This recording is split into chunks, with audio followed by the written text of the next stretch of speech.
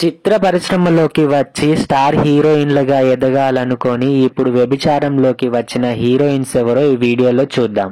అంతకంటే ముందుగా ఈ వీడియోకి ఒక లైక్ కొట్టండి, అలాగే వీడియోని షేర్ చేయండి, మా ఛానల్ ని సబ్స్క్రైబ్ చేసుకోండి. మొదటగా శ్వేతా బసు. ఎక్కడ అంటూ కొత్త బంగారు లోకంతో తెలుగు ప్రేక్షకులకు పలకరించిన ఈమె మొదటి తెలుగు మూవీతోనే గ్రాండ్ సక్సెస్ అందుకోవడంతో స్టార్ హీరోయిన్ అవుతుందని అందరూ అనుకున్నారు. కానీ ఆ తర్వాత ఈమె చేసిన మూవీస్ అన్ని వరుసగా ఫ్లాప్ అవ్వడంతో, ఛాన్సులు రాకపోవడంతో ఆర్థిక ఇబ్బందులు ఎదుర్కోవాల్సి వచ్చింది.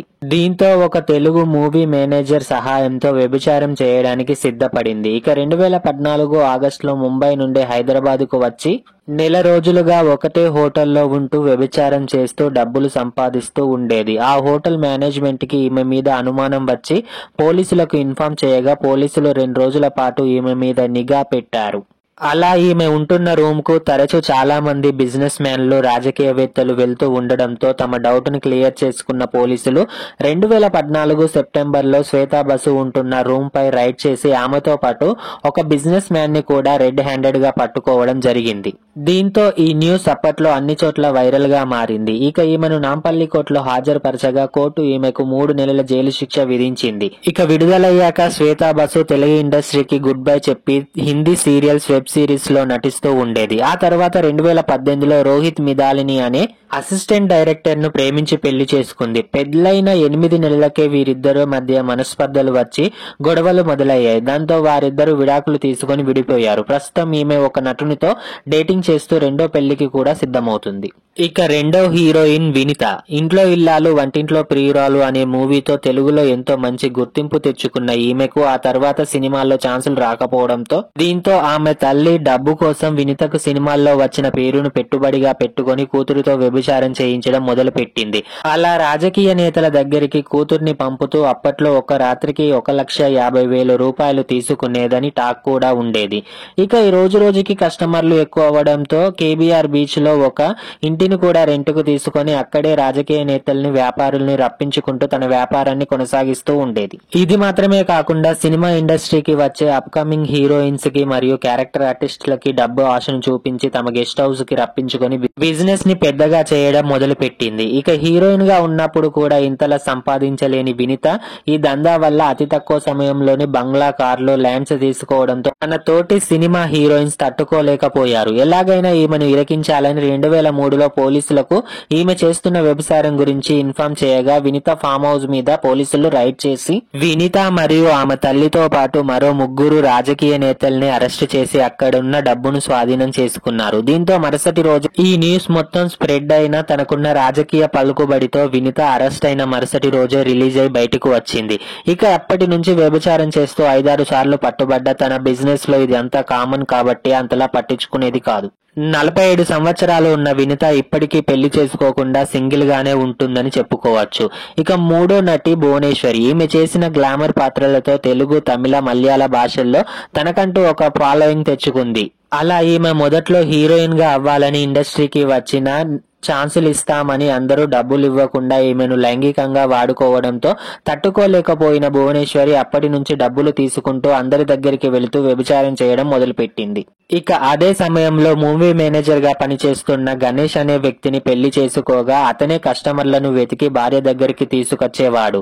ఇలా వాళ్ళ ఇంటి దగ్గరనే కార్లు కంటిన్యూగా రావడంతో పోలీసులకు డౌట్ వచ్చి ఈమె ఇంటిపై నిఘా పెట్టారు. ఒక రోజు ఒక రాజకీయ వ్యక్తితో ఉన్నప్పుడు పోలీసులు వీరిద్దరిని రెడ్ హ్యాండెడ్ గా పట్టుకోవడంతో ఈ వార్తలు ఇండస్ట్రీలో హాట్ టాపిక్ గా మారాయి. ఆ తర్వాత పోలీసులు ఆమెను కోర్టులో హాజరుపరచగా జడ్జి ముందే తన దగ్గరికి చిన్న కస్టమర్స్ మాత్రమే వస్తూ ఉంటారని, 1 గంటకు 30,000 మాత్రమే తీసుకుంటానని, అందుకే తొందరగా దొరికిపోయానని, గంటకు 1,00,000 రూపాయలు తీసుకుని నమిత, అంజు, వైనిత, నళని, శ్రీప్రియ, మంజుల, విజయ్ కుమార్ లాంటి వారిని వదిలేశారు అని చెప్పడంతో ఇండస్ట్రీ ఒక్కసారిగా ఉలిక్కి పడింది. అప్పటి నుంచి 8 సార్లు భువనేశ్వరి వ్యభిచారంలో పట్టుబడినా అదంతా బిజినెస్ లో కామనే కాబట్టి ఈమె సీరియస్ గా తీసుకోలేదు. ఇక 4వ హీరోయిన్ కిన్నెర. ఈమె బాబాయ్ హోటల్, చెట్టు కింద ప్లీడర్ వంటి సినిమాల్లో హీరోయిన్ గా చేసి ఆ తర్వాత ఛాన్సులు కరువై సీరియల్స్ లో కూడా యాక్ట్ చేయడం మొదలు పెట్టింది. కానీ ఈమెకు వచ్చే డబ్బులు సరిపోకపోవడంతో ఈమె వ్యభిచారంలోకి దిగింది.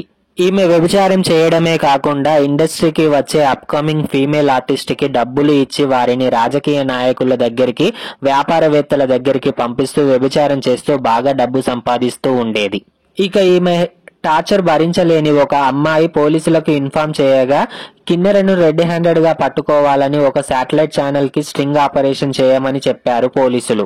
అలా ఛానల్ రిపోర్టర్ అయిన ఒక అమ్మాయి మారువేషంలో ఆర్టిస్ట్ గా కిన్నెర దగ్గరకు వెళ్ళగా ఆమెతో పాటు ఆమె భర్త కూడా ఈ వ్యాపారంలో ఉన్నట్లు తేలింది. అంతేకాకుండా సినిమాల్లో అవకాశాలు కావాలంటే తమకు తెలిసిన సినిమా ప్రొడ్యూసర్ హౌస్ కు వెళ్లి వారిని సంతృప్తి పరిచాక, అలాగే డైరెక్టర్ ని కూడా సంతృప్తి పరిచాకే ఛాన్సులు వస్తాయని చెప్పి బయట కస్టమర్స్ దగ్గరికి తీసుకెళ్లారని, అలాగే ఈమె దగ్గర 200కు పైగా సినిమా సీరియల్ యాక్టర్స్ ఉన్నారని ఆ రిపోర్టర్ చెప్పుకొచ్చింది.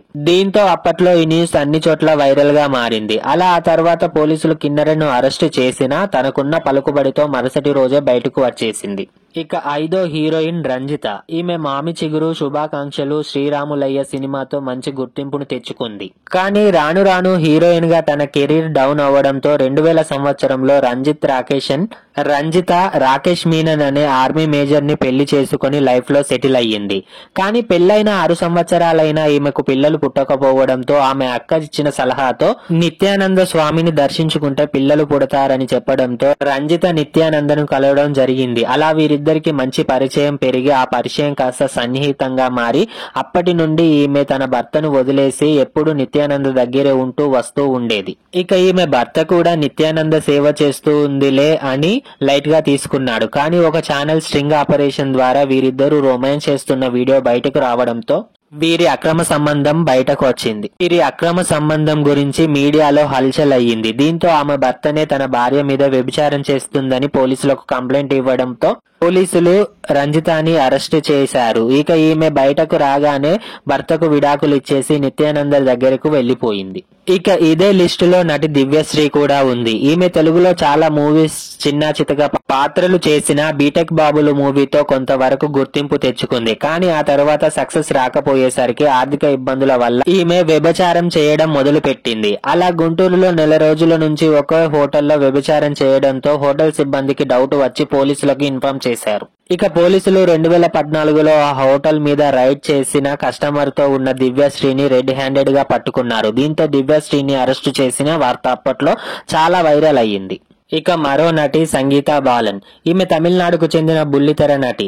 సంగీతా బాలన్ రాధిక నటించిన వాణి రాణి, వల్లి, చెల్లమై, అవల అనే సీరియల్స్ లో మంచి పాత్రలు పోషించడంతో కొద్ది రోజుల్లోనే ప్రేక్షకుల్లో మంచి గుర్తింపును తెచ్చుకుంది. ఈమె మరింత డబ్బు కోసం సీరియల్స్ లో యాక్ట్ చేయడం కోసం వచ్చే అప్కమింగ్ ఆర్టిస్టులకు డబ్బు ఆశను చూపించి వారితో వ్యభిచారం చేపిస్తూ డబ్బు బాగా సంపాదించేది. అంతేకాకుండా వారిని తమ ఇంట్లోనే పెట్టుకుని బిజినెస్ చేయడంతో పోలీసులకు ఈమె మీద అనుమానం వచ్చి ఒకసారి ఇంటి మీద రైడ్ చేయడంతో కస్టమర్స్ తో సంగీతా బాలన్ రెడ్ హ్యాండెడ్ గా దొరకడంతో వీరితో పాటు 5గురు సీరియల్ నటీమణులను కూడా అరెస్ట్ చేయడం జరిగింది.